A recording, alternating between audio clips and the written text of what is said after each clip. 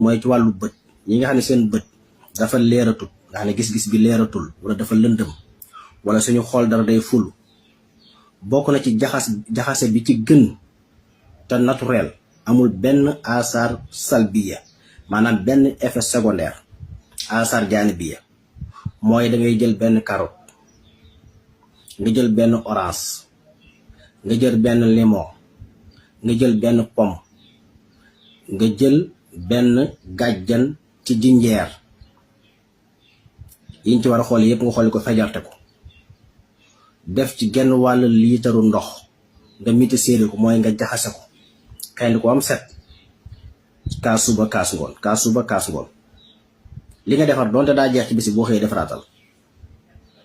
ku am bëgg gis-gis bu leer bët yu dund ku amee bët yuy metti du upp ci biir di metti sadiid yi réseau yooyu di metti wala booy gis dara mu fulu boo ko defee dañ ci génn waaw ku amee bët yu lëndëm bët yuy metti teelaa nelaw boo defee jaxas boobu mu faj ko te lépp lu naturel la xeetu lujum nag ak xeetu fruit boo koy jënd ci marché comme léegi posen yi daa bari produits chimiques yi bari seetal ba ci gën a yor looy jënd fóon ko bam yor nget gi li fekk nget gi sensé wul rek produits chimiques bi maanaam diminué wu ko mënu ko booy jënd carotte booy jënd orange booy jënd limon booy jënd pomme fóon ko ndax yor na ngetam xoolal tamit dimension bi ndax yenu na maanaa looy jënd xoolal dimension ba mu baaxoo toll bu ñu tollee te yor nget ga rek mën ngaa jënd loo ci jënd tamit te wóolu woo ko def ko ci defukaay tàngal ndox ba mu tàng nga sotti ko ci bàyyi ko ba ndox mi xaw a sedd nga seppe ko mu wàññi ingrédient bi ñu ci defoon wala engrais bi ñu ci defoon door koo jëfandikoo